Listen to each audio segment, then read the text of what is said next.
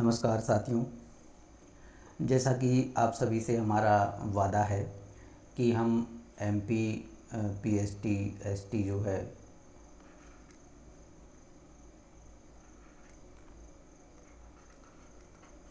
मतलब ये जो इसका फुल फॉर्म तो आपको पता ही होगा, सब लोग एग्ज़ाम देने वाले हैं तो ऐसा नहीं है कि ये मालूम ना हो। कोई है तो नहीं ऐसा जिसको ये इसका फुल फॉर्म ही ना मालूम हो। इसका मतलब होता है primary school teacher selection test. ठीक है, तो ये याद रखना है। ठीक है, नहीं तो आप लोगों को ये याद ना रहे तो क्या मतलब है। तो primary school teacher selection test,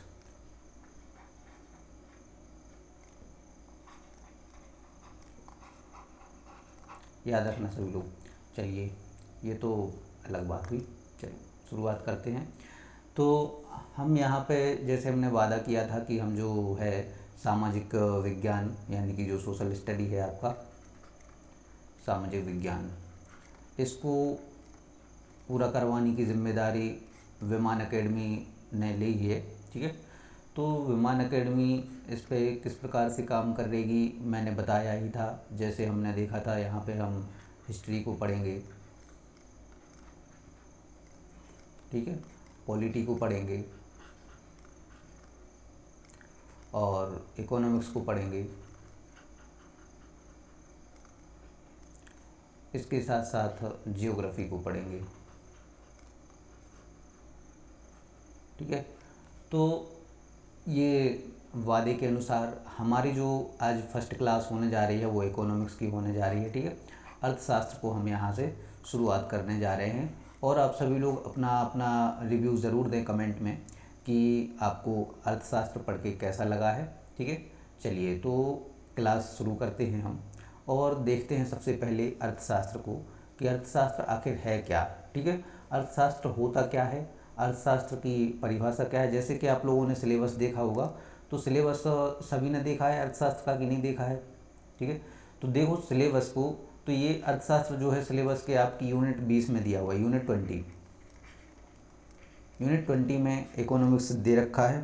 ठीक है, यूनिट 20 आप सिलेबस की देखेंगे तो यूनिट 20 में इकोनॉमिक्स आपका मिल जाएगा। तो उसमें यूनिट 20 का जो सब पॉइंट है क्या है, अर्थशास्त्र का अर्थ है। इसमें क्या पूछा है, अर्थशास्त्र का अर्थ, परिभाषा। तो टॉपिक वाइज चलेंगे अपन और एक एक टॉपिक को बहुत अच्छे से समझते हुए आगे बढ़ेंगे। तो अर्थ हो गया, परिभाषा हो गया और है इसमें महत्व और अर्थशास्त्र के विभाग, परिभाषा एवं महत्व और विभाग। विभाग मतलब कौन कौन से क्षेत्रों में इसका उपयोग होता है, क्या अर्थशास्त्र का उपयोग क्या है, क्यों ये इतना बड़ा अर्थशास्त्र पूरा लिखा गया है। ठीक है, तो आप लोगों ने देखा होगा एक ऐसी बुक जो अर्थशास्त्र नाम है लेकिन देखा जाए तो वो अर्थशास्त्र से संबंधित नहीं है। कौन है वो, तो कौटिल्य का अर्थशास्त्र है। ठीक है, कौन है उसके रचयिता, कौटिल्य हैं, कौटिल्य का अर्थशास्त्र है।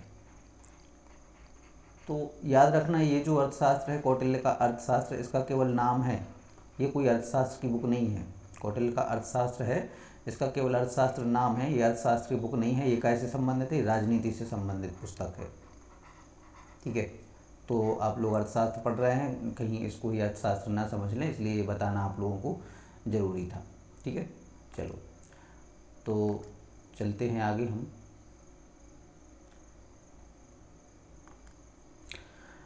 तो सबसे पहले देखो, देखा ही है हमने क्या पूछा है हमसे, अर्थशास्त्र की डेफिनेशन पूछी हुई है और अर्थशास्त्र का अर्थ पूछा हुआ है।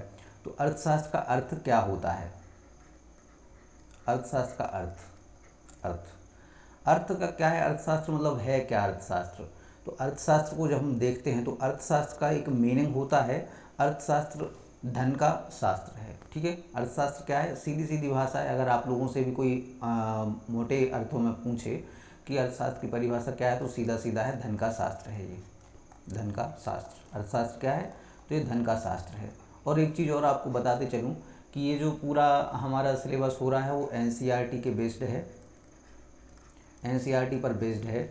और जो सिलेबस है हमारा न्यू सिलेबस पीएसटी एसटी का, तो उसके आधार में है। ठीक है, तो एनसीईआरटी बेस्ड है और उस सिलेबस को आधार में लेके हम यहाँ पे सिलेबस हमने डिज़ाइन किया हुआ है, हमारी क्लास उसी के आधार पर चलने वाली है। ठीक है, तो आपको अर्थ तो पता चला कि अर्थशास्त्र है क्या। अर्थशास्त्र धन का शास्त्र है, क्या धन का शास्त्र।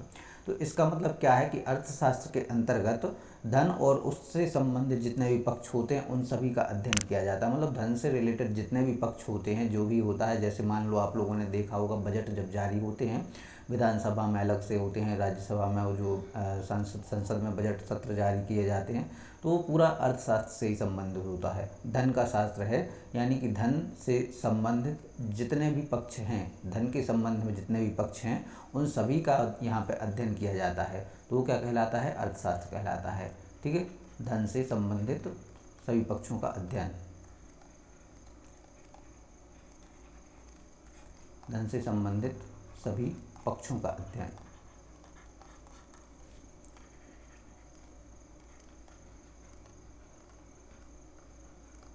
धन से संबंधित सभी पक्षों का अध्ययन यानी धन का शास्त्र होता है, अर्थशास्त्र कहलाता है।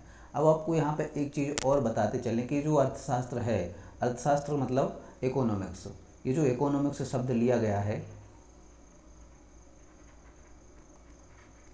इकोनॉमिक्स, ये शब्द काय का है, तो ये ग्रीक भाषा का शब्द है। काय का शब्द, कौन सी भाषा का, ये भी बहुत महत्वपूर्ण चीज़ है, ग्रीक भाषा का शब्द है ये इकोनॉमिक्स। इकोनॉमिक्स कौन सी भाषा से लिया गया है, ग्रीक भाषा के अब ग्रीक भाषा का शब्द है तो ग्रीक भाषा से ऐसे ही का ऐसा ही नहीं उठा लिया गया है कि ग्रीक भाषा में भी इकोनॉमिक्स ही बोला जाता था। तो ग्रीक भाषा में इसको बोला जाता था ओइकोनोमिया। ठीक है, क्या बोला जाता था, ओइकोनोमिया। ग्रीक भाषा में इसको ओइकोनोमिया बोलते थे। तो अभी हमारी जो क्लास चल रही है बहुत बेसिक चल रही है। ठीक है, तो बेसिक से ही शुरू करेंगे तभी आपको समझ में आएगा। तो अर्थशास्त्र क्या है, ग्रीक भाषा का शब्द है। और ग्रीक भाषा के कौन सी भाषा का शब्द, कौन से शब्द से लिया गया है, तो ये लिया गया है ओइकोनोमिया। ठीक है, ओइकोनोमिया मतलब कि यहाँ पे ये था, दो टाइप से पूछा जाता था, इतना पार्ट अलग था, इतना पार्ट अलग था। जैसे कि मैं आपको तुरंत के तुरंत बता दूँ यहीं के यहीं, ओइकोनोमिया ये होता था क्या, ओइकोस, इसका नाम था ओइकोस। इससे आपको अच्छे से याद हो जाएगा, इसलिए डिटेल में बताना जरूरी है। और इसका क्या अर्थ था, नोमोस, ओइकोस और नोमोस। तो इससे मिलके ये बना है ओइकोनोमिया। ये ओइकोस क्या होता था, घरेलू कहलाता था, यानी डोमेस्टिक। ठीक है, और ये नोमोस क्या कहलाता था, प्रबंध था, यानी मैनेजमेंट था। ठीक है, तो ये मैनेजमेंट से बना है और ये घरेलू यानी डोमेस्टिक से बना है, डोमेस्टिक। ठीक है, तो डोमेस्टिक और मैनेजमेंट ये बनाते हैं क्या, ओइकोनोमिया। इसके ओइकोनोमिया को ओइकोनोमिया ही बोला जाता है। ठीक है, तो ये ओइकोनोमिया है। इसकी स्पेलिंग आपको लिख दूं,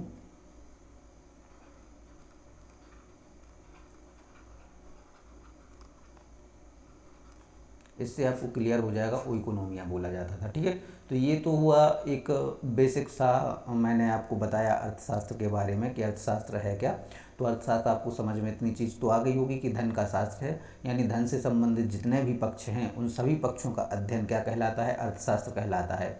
अर्थशास्त्र को इंग्लिश में इकोनॉमिक्स बोलते हैं। और इकोनॉमिक्स किस भाषा से लिया गया है, तो ये आपकी ग्रीक भाषा से लिया गया है। ग्रीक भाषा के कौन से शब्द से लिया गया है, ओइकोनोमिया से लिया गया है। ठीक है, ओइकोनोमिया, आइकोस और नोमोस, डोमेस्टिक और मैनेजमेंट, इतनी चीज़ आपको याद रखनी है। और ये परीक्षा में अक्सर पूछा जाता है। ये चीज़ तो आप लोगों ने भी, अगर आप पुराने पेपर वगैरह देखे होंगे या दिए होंगे, तो उसमें आपको पता चल जाएगा कि कैसे कैसे क्वेश्चन आते हैं। और अभी हम जो थोड़ा सा सिलेबस होगा, तो वीकली हम जो टेस्ट लेंगे उसमें आपको समझ में आएगा कि कैसे क्वेश्चन होते हैं। ठीक है, PYQ आपको करवाए जाएंगे और पूरी तरह से सारे एफर्ट आपको निःशुल्क रहेंगे। आपको केवल चैनल को सब्सक्राइब करना है और लाइक करेंगे, शेयर करेंगे।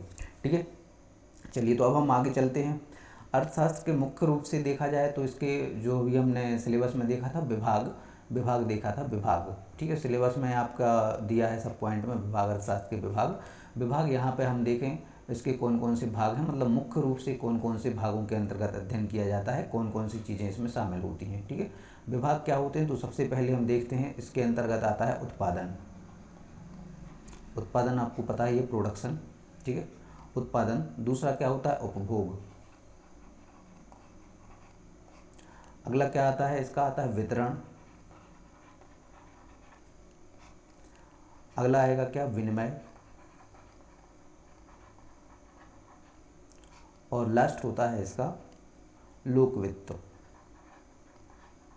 पब्लिक फाइनेंस, लोक वित्त। ठीक है, तो ये यहाँ पे इसके विभाग होते हैं, इनको हम बहुत डिटेल में पढ़ेंगे, सारी चीज़ों को ध्यान से देखते जाना है अपन को। ठीक है, तो इतनी चीज़ क्लियर हुई। ये क्या होते हैं, अर्थशास्त्र की थोड़ी सी सामान्य जानकारी थी, ये उसके विभाग थे। अब हमारा ये जो सब पॉइंट है, एक हमने क्या किया है, कवर किया है, पूरा नहीं किया है, मैं ये नहीं बोल रहा पूरा किया है, कवर किया है कि ये चीज़ें हम इस सब पॉइंट के अंतर्गत पढ़ने वाले हैं। कौन से सब पॉइंट के अंतर्गत, तो ये आप देख लीजिए यहीं के यहीं, ये जो हमने सब पॉइंट लिया था अर्थशास्त्र के विभाग क्षेत्र, ये वाला सब पॉइंट है। ठीक है, तो ये हमने क्या देखा है, उसका अर्थ देखा है, विभाग देखा है। अब हमें देखना है क्या परिभाषाएं उसकी, अर्थशास्त्र की परिभाषाएं क्या क्या हैं। चलिए, तो परिभाषाओं पे अगर हम देखें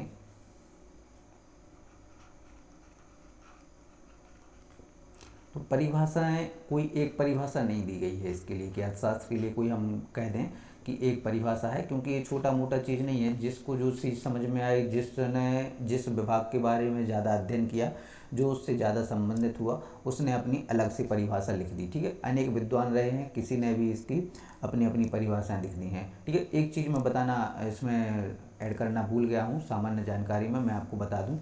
तो यहाँ पे क्या है, अर्थशास्त्र के जनक कौन माने जाते हैं, अर्थशास्त्र के पिता किसको कहा जाता है। तो अर्थशास्त्र के अगर हम जनक देखें, यहाँ पे अर्थशास्त्र के जनक कौन माना जाता है, जनक, फादर ऑफ इकोनॉमिक्स। तो जनक किसको माना जाता है अर्थशास्त्र का, अर्थशास्त्र का जनक माना जाता है एडम स्मिथ को।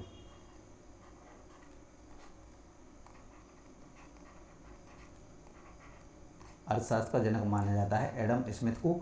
एडम स्मिथ की एक जो पुस्तक आती है, उसी में अर्थशास्त्र के बारे में बताया है, जिसको कहा जाता है, वहीं से अर्थशास्त्र का उद्भव माना जाता है। और ये पुस्तक भी आपको याद रखना है, इनकी पुस्तक क्या है, wealth of nation.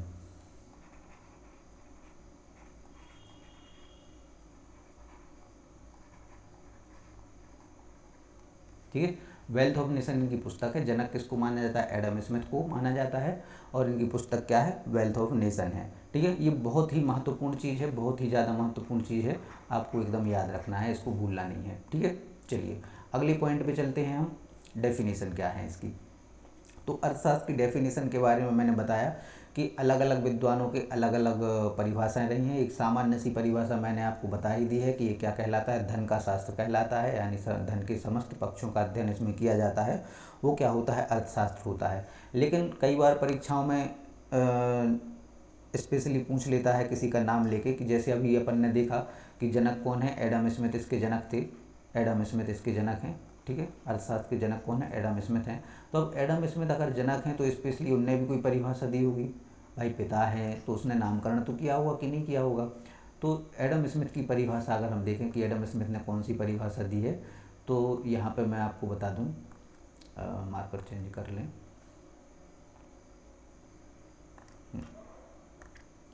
Adam Smith ने क्या परिभाषा दी है, एडम स्मिथ कहते हैं कि अर्थशास्त्र धन का विज्ञान है। ठीक है, एडम स्मिथ के अनुसार अगर आप डेफिनेशन देखेंगे तो अर्थशास्त्र क्या है, धन का विज्ञान। इनने क्या कहा है अर्थशास्त्र को, अर्थशास्त्र धन का विज्ञान है। ठीक है, ये डेफिनेशन किसकी है, एडम स्मिथ की डेफिनेशन है कि अर्थशास्त्र क्या है, धन का विज्ञान है अर्थशास्त्र। ठीक है, अब भाई ये तो इनने तो कह दिया कि धन का विज्ञान ही क्या है, अर्थशास्त्र है। अब अगला कोई व्यापार जो विद्वान आएगा, कौन अगला विद्वान आएगा, अल्फ्रेड मार्शल। अल्फ्रेड मार्शल का सभी ने नाम सुना होगा, अल्फ्रेड मार्शल। अल्फ्रेड मार्शल के अनुसार क्या परिभाषा है, तो अल्फ्रेड मार्शल ने क्या कहा है, अर्थशास्त्र मनुष्य के व्यवहार का अध्ययन है। अल्फ्रेड मार्शल ने क्या कहा है कि अर्थशास्त्र क्या है, मनुष्य के व्यवहार का अध्ययन।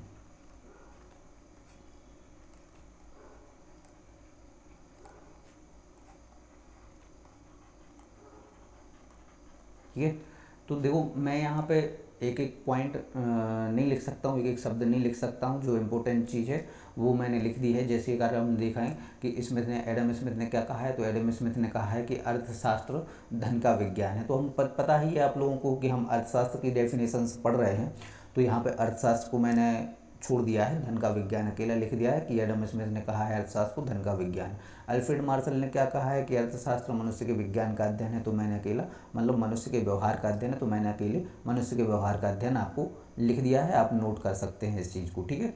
तो अल्फ्रेड मार्शल के अनुसार अर्थशास्त्र क्या है, मनुष्य के व्यवहार का अध्ययन है, और एडम स्मिथ के अनुसार अर्थशास्त्र क्या है, धन का विज्ञान है, ठीक है। चलिए, तो एक और विद्वान आते हैं, अगर आप लोगों ने नाम सुना हो, ना भी सुना हो तो आज सुन लो। कौन आते हैं, रॉबिन्स।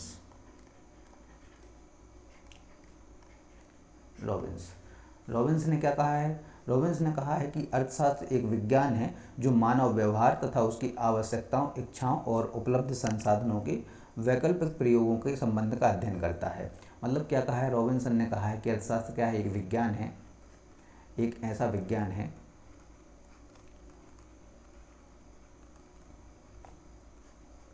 एक ऐसा विज्ञान जो मानव के व्यवहार,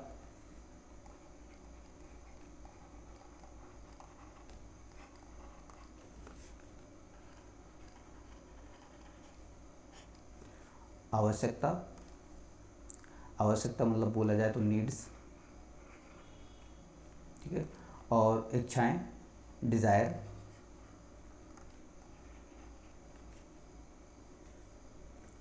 और देखा जाए तो जो उसके संसाधन है, उपलब्ध संसाधन।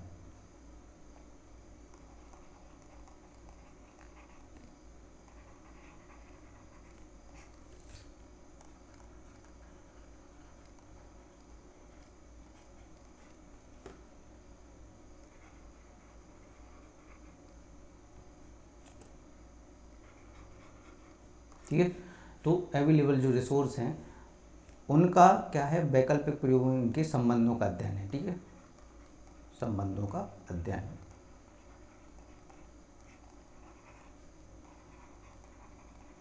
ये डेफिनेशन आपको समझ में नहीं आई होगी, मैं एक बार फिर से रिपीट कर देता हूँ। चलिए देखो, शुरुआत में हम देखें तो परिभाषाएं देख रहे हैं। एडम स्मिथ ने क्या कहा था, अर्थशास्त्र क्या है, धन का विज्ञान है। अल्फ्रेड मार्शल को देख रहे हैं, अल्फ्रेड मार्शल ने कहा था कि अर्थशास्त्र क्या है, मनुष्य के व्यवहार का अध्ययन है, ठीक है। अगले विद्वान आए थे रॉबिन्स ने कहा था कि अर्थशास्त्र क्या है, एक ऐसा विज्ञान है, अर्थशास्त्र क्या है, एक ऐसा विज्ञान जो मानव के व्यवहार, उसकी नीड्स, आवश्यकताएं, डिज़ायर्स यानी इच्छाएं, और उपलब्ध संसाधन मतलब जो भी संसाधन हमारे पास उपलब्ध हैं, जो भी संसाधन उपलब्ध हैं अर्थशास्त्र से संबंधित, जो भी संसाधन मतलब कहा जाए बैंकिंग है, और भी जो प्रकृति के प्रदत्त संसाधन, जो भी संसाधन है, उन सभी के बीच में एक संबंध बनता है, उन संबंधों का अध्ययन क्या कहलाता है, यहाँ पे अर्थशास्त्र कहलाता है। ये किसके अनुसार है, रॉबिन्स के अनुसार है, ठीक है। तो ये रॉबिन्स के अनुसार अर्थशास्त्र की डेफिनेशन हो गई है। तो ये मुख्य रूप से जो भी डेफिनेशंस हैं, जो भी पेपर के हिसाब से, एग्जाम के हिसाब से आपके लिए इम्पोर्टेंट हैं, ये हमारी क्या हो गई हैं, अर्थशास्त्र की डेफिनेशंस हो गई हैं, ठीक है। तो ये आपको डेफिनेशन समझ में आई हैं, या कोई अभी आगे और समझना है तो आप हमें बता देंगे, ठीक है। अच्छा, एक चीज़ और होती है कि ये तो ठीक है, अलग विद्वानों ने अपने अपने अलग अलग लेवल की परिभाषा दे दी है, लेकिन एक कोई परिभाषा ऐसी होती है जो सर्वमान्य होती है। सर्वमान्य मतलब कि एक अंतर्राष्ट्रीय लेवल पे जिसकी पहचान होती है, तो वो कौन सी परिभाषा है जो एक अंतर्राष्ट्रीय लेवल पर है, सर्वमान्य रूप से है, तो वो परिभाषा हमें देखना है, ठीक है। तो वो परिभाषा कौन सी है, यानी कि हम देखें एक सर्वमान्य परिभाषा,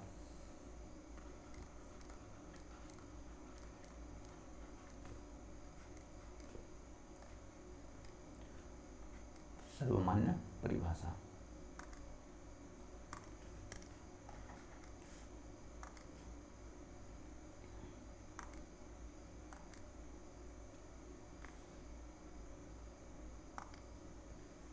एक मिनट रुकेंगे।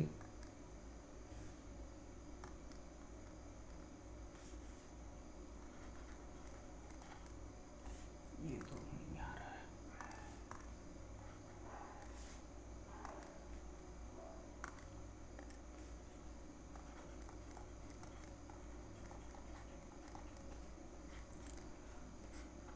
सर्वमान्य परिभाषा।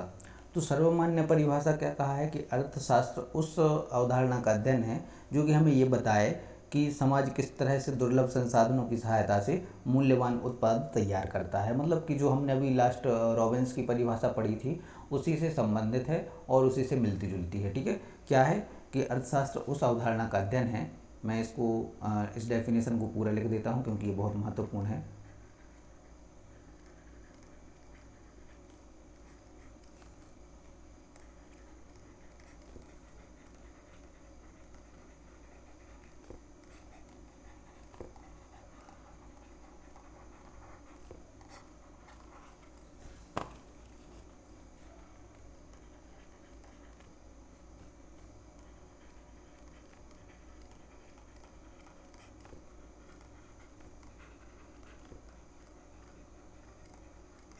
समाज किस तरह से दुर्लभ संसाधनों की सहायता से किस तरह, अभी देखो पहले इसको हम लिख लेते हैं उसके बाद हम आपको समझाएंगे। दुर्लभ संसाधनों की सहायता से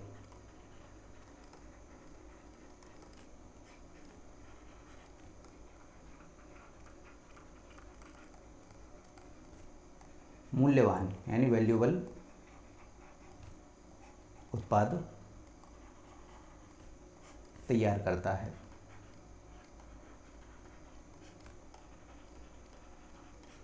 ठीक है, तो ये एक डेफिनेशन है जो कि सर्वमान्य है सभी जगह, यानी कि देखा जाए इंटरनेशनल लेवल पे है ये। इंटरनेशनल डेफिनेशन इसको हम बोल सकते हैं, सर्वमान्य रूप से है, सब जगह चलती है कि अर्थशास्त्र यहाँ पे उस अवधारणा का अध्ययन है, अर्थशास्त्र उस अवधारणा का अध्ययन है जो यह बताता है कि समाज किस तरह से दुर्लभ संसाधनों की सहायता से मूल्यवान उत्पाद तैयार करता है। कहने का मतलब ये है दुर्लभ संसाधन मतलब कि जो बहुत ही कीमती हैं और बहुत कम मात्रा में उपलब्ध हैं। दुर्लभ संसाधनों से आशा ये है कि जैसे हम देखते हैं हमारे किसान वर्ग हैं गांव में, संसाधनों की जो कमी होती थी उस समय पे, और जो कमी थी उस संसाधनों की कमी के बाद भी मूल्यवान उत्पाद तैयार करते थे, मतलब कि अच्छे अच्छे उत्पाद तैयार करते थे, शुद्ध फसलें उत्पादित करते थे, अनेक प्रकार के फसल खाद्यान्न उत्पादन हमें होता था। तो दुर्लभ संसाधनों की सहायता से भी उनने क्या किया, मूल्यवान उत्पाद तैयार करे हैं। और देखा जाता है कई बार हम देखते हैं कि किसी कंपनी में या फिर हमारे यहाँ पे जो कोई कच्चे माल की कमी है, उस कच्चे माल की कमी के बावजूद भी जो प्रोडक्ट दे रहे हैं बहुत ही अच्छा प्रोडक्ट दे रहे हैं, क्वालिटी वाला प्रोडक्ट अगर हमें उत्पादित हो रहा है। तो यही कहने का यहाँ पे ये परिभाषा है कि अर्थशास्त्र वही अवधारणा है, उसी अवधारणा का अध्ययन है कि समाज ने किस तरह से कम संसाधनों में भी अच्छे से अच्छा उत्पाद बनाया है। ठीक है, तो ये क्या है, हमारी सर्वमान्य परिभाषा हो जाएगी। ठीक, तो इतनी ये हमारी सामान्य जानकारी थी, इसमें क्या हुआ है, परिभाषाएं हमने देखी हैं। ठीक है, इसके साथ साथ आपको एक चीज़ और देखना ज़रूरी है और बहुत ही ज़रूरी है। कितनी ज़रूरी है मैं बताता हूँ। देखो, इससे संबंधित कुछ पुस्तकें आती हैं, सामान्य सी चीज़ें हैं तो संबंधित कुछ पुस्तकें हैं। ये पुस्तकें मतलब कि कई बार पूछी जाती हैं, बुक्स हैं जो अर्थशास्त्र से रिलेटेड हैं बुक्स। तो कौन कौन सी बुक्स हैं इसमें हम देखेंगे। ये पेन थोड़ा सा मैं लाइट कर लेता हूँ।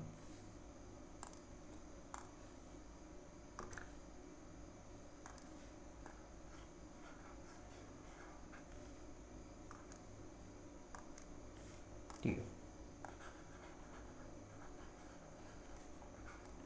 बुक्स कौन कौन सी बुक्स हैं, तो अल्फ्रेड मार्शल को हमने अभी अभी पढ़ा है, कुछ देर पहले अल्फ्रेड मार्शल को पढ़ा है। अल्फ्रेड मार्शल की जो बुक्स है, क्या बुक्स का नाम है, principle of economics.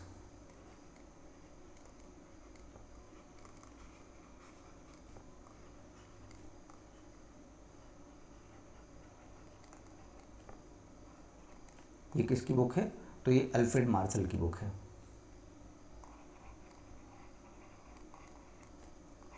Alfred Marshall की बुक है, क्या नाम है, प्रिंसिपल्स ऑफ इकोनॉमिक्स। ठीक है, याद रखना है, कई बार पूछा गया है, तो जिन जिन लोगों को हमने डेफिनेशंस पढ़ी हैं कम से कम उनकी तो याद रखना ही रखना है। ठीक है, जैसे इनको देखें अल्फ्रेड मार्शल की, इनकी बुक क्या है, इनकी बुक है प्रिंसिपल ऑफ इकोनॉमिक्स।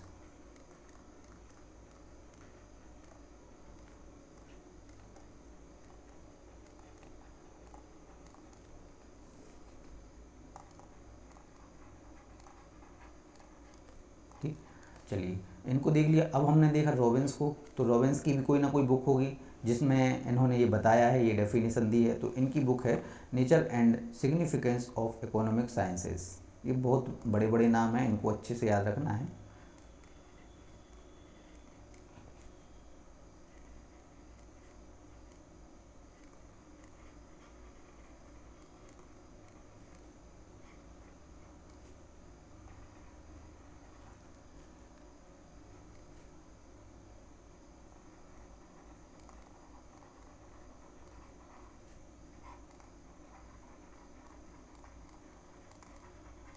ठीक है, ये क्या नाम है, nature of significance of economic sciences. ये किसकी पुस्तक है, रॉबिन्स की। ठीक है, इसको हिंदी में क्या बोलते हैं, इसका नाम है दुर्लभता का सिद्धांत है ये। ठीक है, दुर्लभता का सिद्धांत। दुर्लभता का सिद्धांत ये आपको याद होगा, अब भी पढ़ा है। दुर्लभता के संबंध में बात किसने की है, तो इंटरनेशनल जो हमने डेफिनेशन पढ़ी है उसमें कहा है, क्या कहा है, तो दुर्लभ वस्तुओं या दुर्लभ संसाधनों की सहायता से जो मूल्यवान उत्पाद तैयार किए जाते हैं उसका अध्ययन करना क्या कहलाता है, हमारा अर्थशास्त्र कहलाता है। ठीक है, तो इतनी बात आपको समझ में आ गई होगी, ऐसी हम आपसे उम्मीद कर सकते हैं। ठीक है, चलिए, तो ये तो हो गई सामान्य जानकारी। ठीक है, अब एक चीज़ और है कि अर्थशास्त्र के दो प्रकार से अगर हम अध्ययन करें तो दो प्रकार से होता है। एक तो होता है विज्ञान के रूप में अर्थशास्त्र क्या होता है, और कला के रूप में क्या होता है। ठीक है, तो अगर आपसे पूछा भी जाए कभी कि विज्ञान के रूप में अर्थशास्त्र क्या है और कला के रूप में क्या है, तो जैसे देखा है तो विषय का क्रमबद्ध अध्ययन करना, पूर्व अनुमान पर आधारित और विभिन्न नियमों का पालन करना, ये सब क्या हो जाएंगे, विज्ञान के रूप में हो जाएंगे। और कला के रूप में क्या हो जाएंगे, दैनिक जीवन से संबंधित हो गया, व्यवहारिकता से संबंधित हो गया, तो ये क्या कहलाएगा, कला से संबंधित हो जाएगा। ठीक है, चलो, तो इसमें प्रोफेसर सैमुअल्सन ने भी इस बारे में कहा है कि कला के समूह में प्राचीनतम, विज्ञान समूह में नवीनतम और सभी सामाजिक विज्ञानों की रानी है। कौन, अर्थशास्त्र। तो अर्थशास्त्र को क्या कहा है, सामाजिक विज्ञानों की रानी कहा है। ये डेफिनेशन भी आप लोग हो सकता है लिख लो, क्योंकि बहुत अच्छी है, तो आपको हो सकता है कि पेपर में आ जाए। किसके अनुसार है, तो ये प्रोफेसर सैमुअल्स के अनुसार है।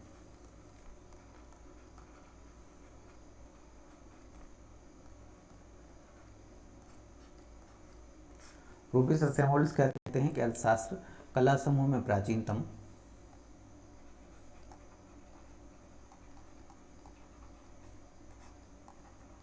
यहाँ से कला समूह में,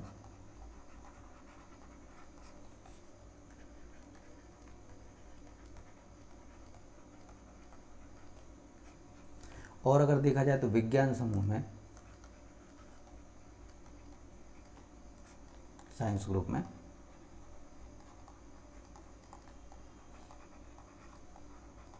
अब आपको इस परिभाषा समझ में नहीं आ रही होगी, तो इस परिभाषा को मैं बहुत अच्छे से समझा रहा हूँ।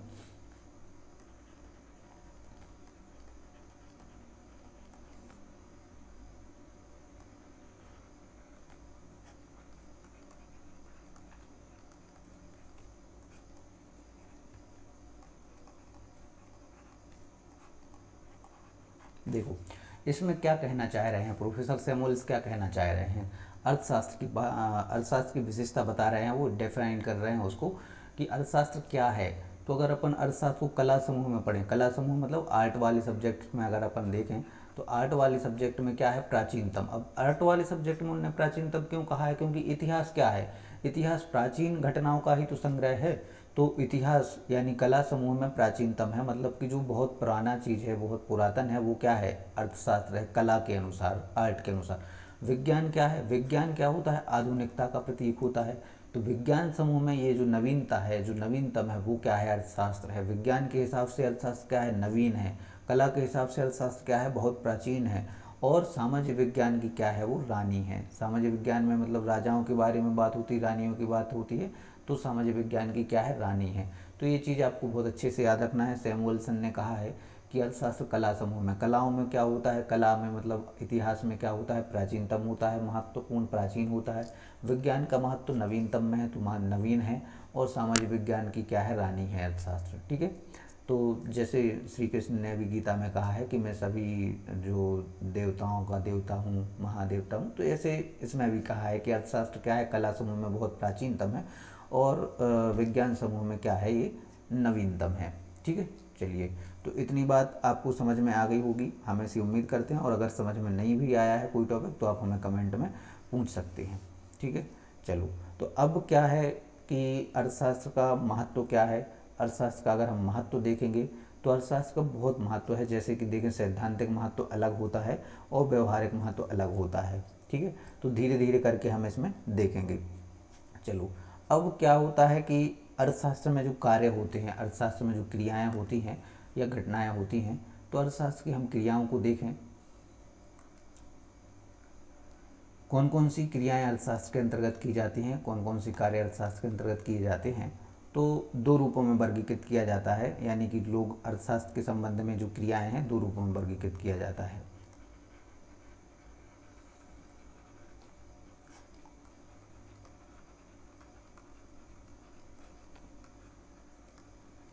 क्रियाएं मतलब कार्य जो होते हैं, दो रूप हैं इसके। कौन कौन से हैं? तो आर्थिक क्रिया होती है, आर्थिक कार्य होते हैं अर्थशास्त्र से संबंधित, और दूसरे होते हैं अनार्थिक। ठीक है, दो ही टाइप के काम हैं अर्थशास्त्र में, या तो सीधी बात है, या तो अर्थ से संबंधित होगा, या फिर अनर्थ। अनर्थ मतलब क्या होता है? अनर्थ नहीं होता, अनआर्थिक मतलब नॉन इकोनॉमिक, ठीक है। या तो ये क्या होगी? इकोनॉमिक होंगी, इकोनॉमिक एक्टिविटीज़ होंगी, या फिर क्या होंगी? नॉन इकोनॉमिक एक्टिविटीज़ होंगी।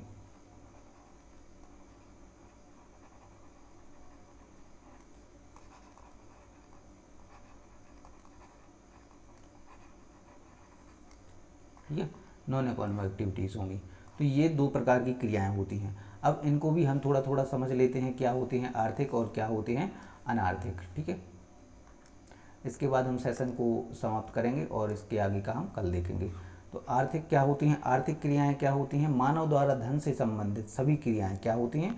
आर्थिक क्रियाएं कहलाती हैं, ठीक है। तो जिसका मापन क्या हो? मौद्रिक मूल्य के माध्यम से होता है, तो वो क्या होता है? आर्थिक क्रियाएं होती हैं, ठीक है।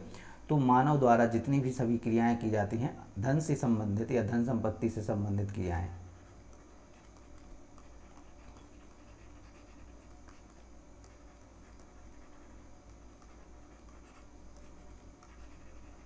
धन संपत्ति से संबंधित जितनी भी क्रियाएं होती हैं वो क्या कहलाती हैं? यहाँ पे हमारी आर्थिक क्रियाओं के अंतर्गत आती हैं, ठीक है। धन संपत्ति से संबंधित क्रियाएं आर्थिक क्रियाएं कहलाती हैं। धन संपत्ति से संबंधित क्रियाएं आर्थिक क्रियाएं, और इसका उदाहरण क्या है? जैसे हम कोई व्यवसाय करें, कोई नौकरी करना है, तो ये क्या होती है? एग्जाम्पल हम देखें, कोई जॉब कर रहे हैं, ठीक है, या फिर कोई हम बिजनेस कर रहे हैं, ठीक है, बिजनेस कर रहे हैं, तो ये क्या है? धन संपत्ति से संबंधित है। तो जॉब क्यों कर रहे हैं? धन संपत्ति के लिए कर रहे हैं। बिजनेस क्यों कर रहे हैं? धन संपत्ति के लिए कर रहे हैं। और अनार्थिक क्रियाएं होती हैं। अनार्थिक क्रियाओं को भी हम देखें, क्या हो गया है?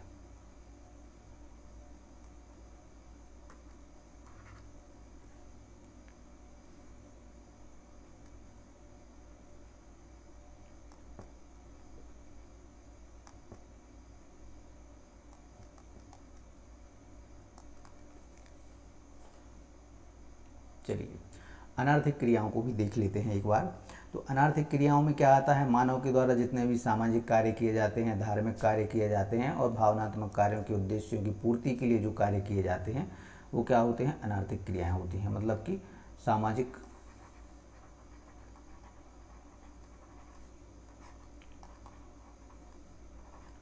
सामाजिक धार्मिक उद्देश्यों की पूर्ति के लिए जो कार्य किए जाते हैं वो क्या कहलाते हैं? अनार्थिक क्रियाएं कहलाती हैं। मतलब कहा जाए तो ये आत्मिक संतुष्टि के लिए होते हैं। आत्मिक संतुष्टि के लिए ये कार्य किए जाते हैं, वो क्या कहलाते हैं? अनार्थिक क्रियाएं कहलाती हैं, ठीक है। जैसे कि आप देखें, किसी ज़रूरतमंद की सहायता करना, ठीक है, किसी ज़रूरतमंद की आपने सहायता कर दी, रक्तदान कर दिया, तो ये क्या हो जाएंगी? अनार्थिक क्रियाएं हो जाएंगी। जैसे आपने किसी की सहायता कर दी है, सहायता कर दी, रक्तदान कर दिया, तो इससे आपको कोई पैसा नहीं मिल रहा है, कोई आर्थिक क्रियाएं नहीं हो रही हैं, लेकिन कोई ना कोई क्रिया तो हो रही है। तो ये क्या कहलाती हैं? ये कहलाते हैं हमारी अनार्थिक क्रियाएं कहलाती हैं। अनार्थिक, नॉन इकोनॉमिक, ठीक है। तो ये हैं हमारी अनार्थिक क्रियाएं, और ये क्या है? हम जो पैसों के लिए करते हैं ये क्या है? हमारी आर्थिक क्रियाएं हैं। ये आपको याद रखना है, ठीक है। चलिए, तो इसके आगे का हम कल देखेंगे सेशन, और आपको बताना है कि आपको सेशन कैसा लगा, ठीक है, और पढ़ने में मज़ा आया कि नहीं आया। और इतनी चीज़ें अगर आपको समझ में आई हैं, ठीक है, अगर चीज़ें समझ में आई हैं तब भी आपको लाइक करना है, और अगर समझ में नहीं आया है तो आप कमेंट में हमसे ज़रूर पूछिए। कमेंट में हमसे आप कनेक्ट कर सकते हैं और हमें बता सकते हैं कि क्या दिक्कत लगी, कैसी क्लास लगी है, आप ज़रूर बताएं ताकि हम उसको और इम्प्रूव कर सकें और ज़्यादा बेहतर कर सकें, ठीक है। और इसके लिए आपको क्या करें, आप सब्सक्राइब करें चैनल को, और सबके साथ में शेयर ज़रूर करें एक बार, ठीक है। चलिए, तो आज के लिए इतना ही है, और इसके आगे हम देखो, आपको शाम को क्या रहेगा, शाम को आपकी एमसीक्यूज़ की क्लास भी रहेगी, इकोनॉमिक्स से संबंधित जो भी टॉपिक कंप्लीट हो जाएगा तो आपको एमसीक्यूज़ की क्लास भी पढ़नी है, ठीक है। तो दिन में आपको 2 क्लास 3 क्लास दी जाएंगी, ठीक है। Thank you.